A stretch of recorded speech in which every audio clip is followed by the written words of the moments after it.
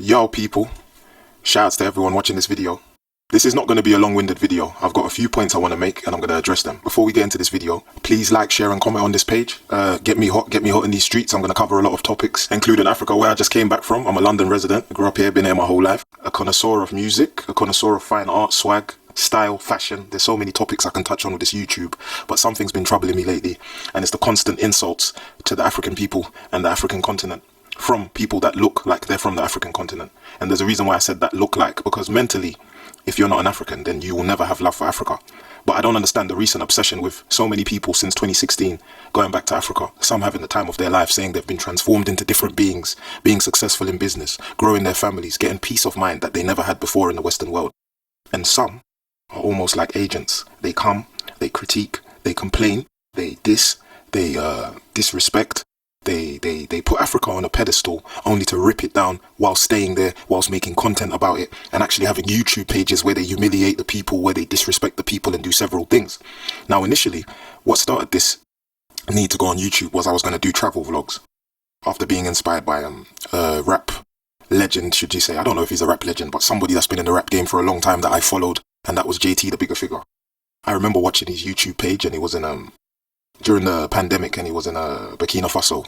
Previously, I had never heard of that country before in my life, and my first thought was, what is he doing over there? Because as a person with African ancestry, I would never go to Burkina Faso, and that's not a disrespect to that place. It's just not the place you would want to have your first experience of Africa, which is why we need to discuss in this video how you would go about picking the right location for you to visit before you go there and criticize. So if an African is saying they would never have heard of Burkina Faso, or they would never choose that as the destination they would visit, why would somebody from America, London, Europe, the rest of the world think, let me go to one of the most hardest places to even navigate around, where they don't speak English, where anything can happen to you at any time? I don't understand. Only for them to complain again and say, oh, this place doesn't have this. Oh, they're robbing me. Oh, they're treating me like an outsider. Anywhere you visit where you don't speak the language, you will be treated like an outsider. In Africa, people do refer to each other as black because there's different ethnicities in Africa. So let's stop saying that, oh, he's not black. He's African, because you can be a black African, same way you can be a black African American, or a foundational black American, or whatever you want to call yourselves now. Black is not an exclusive term to describe the black American, and if we were one unit, would be able to rise above and protect it. Instead, we find corners and places where we've been taken to separate ourselves from the rest, which is why we always want to say the negative things about people that look like us before addressing or even fighting back the people who are currently oppressing us as we speak. Another thing I'll touch on is the American culture. The American culture is a culture that has had a camera in front of it since the beginning of time. So Americans have this idea that everything should be captured on film. They have no problem filming stuff. They have no problem pulling out their cameras, and they don't have any problem pushing their camera in your face because it's part of their culture. But Americans are quite selfish in the sense that they don't seem to like to do their research on other people's culture. Americans will go to Europe and abide by the law. If they were to see a poster saying no cameras, they wouldn't have any problem in the Western world putting the camera away. And that's debatable, but that's what I think as a person who's lived in the Western world my whole life.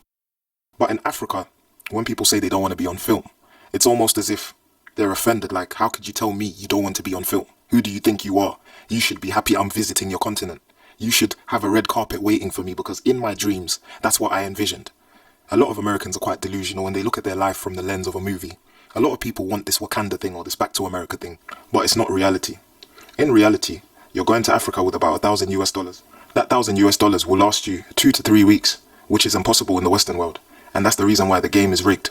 The game was rigged for the black man, which is the African man at his purest form, to always be at the bottom. Because with an African passport, you're limited to where you can travel. Some places outright ban African passports. So for some Africans that travel, there's a lot of effort, a lot of finances, blood, sweat and tears. This is what contributes to the mentality some Africans have when they go over to the other side and see their brothers on drugs, collecting Section 8 and things of that nature.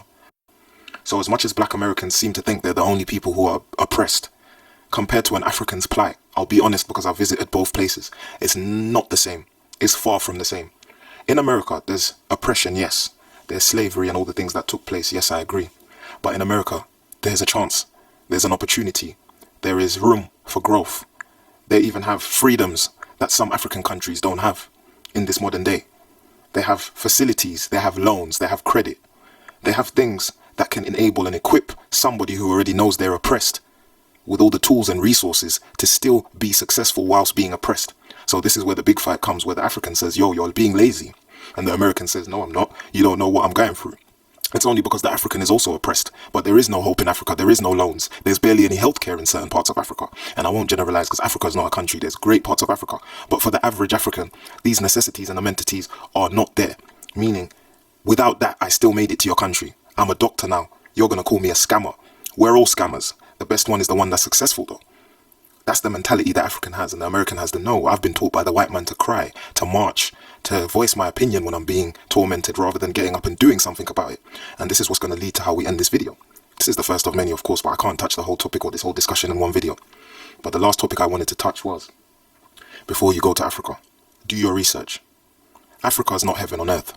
Africa is not Wakanda. Africa is the motherland. There's many things you can find in the motherland that can fix you, that are geared and that are for you. And I find many Americans saying they feel at peace, they feel at home seeing people that look like them.